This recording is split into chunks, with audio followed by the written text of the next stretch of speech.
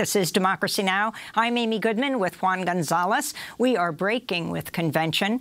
100 years ago today, the 19th Amendment to the Constitution was ratified. It guaranteed women's right to vote, stating, "The right of citizens of the United States to vote shall not be denied or abridged by the United States or by any state on account of sex."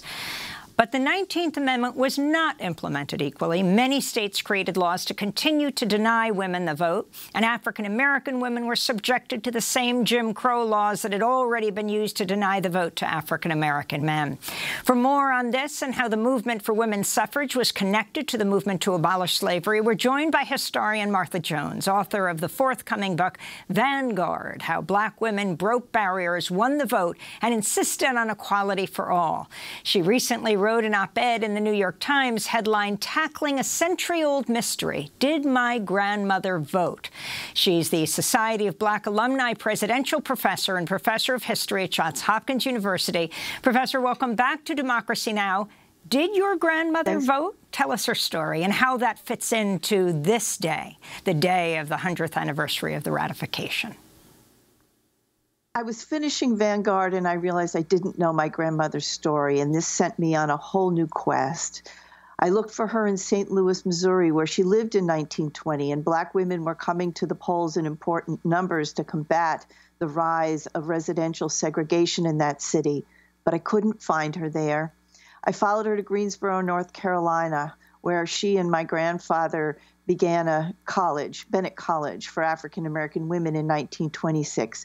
I couldn't find her there. The records of women's early votes in North Carolina haven't survived, and I couldn't tell that story.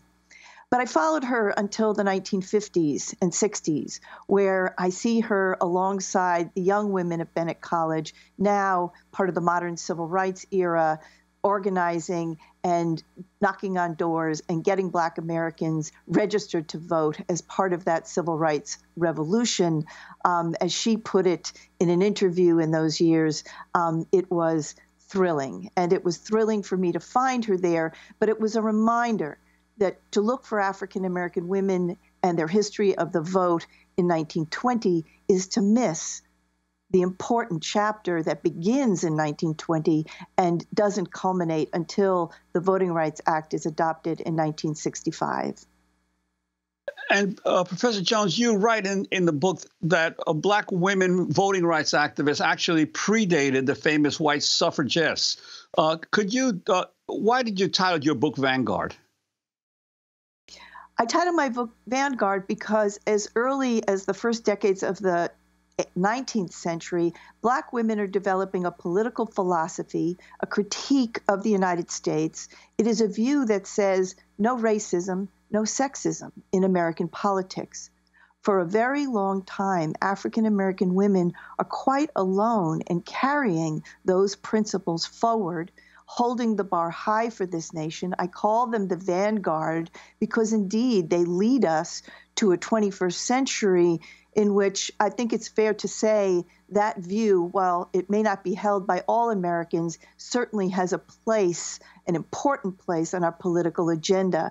Black women lead us there. It is a lonely, lonely trek for much of our history.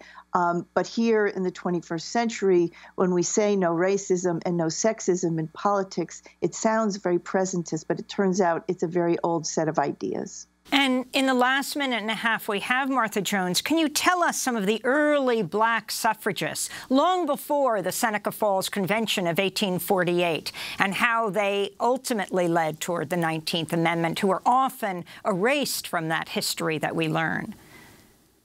I want to introduce you to Mariah Miller Stewart, who in the early 1830s is in Boston, once an indentured servant, now a free Black woman in that city, who takes first her pen to the pages of William Lloyd Garrison's The Liberator, and then to the podiums of Boston, where she makes the case for Black women's place in politics. She decries the sexism and the racism that keep her and women like her from shaping the future of their communities and the future of the nation.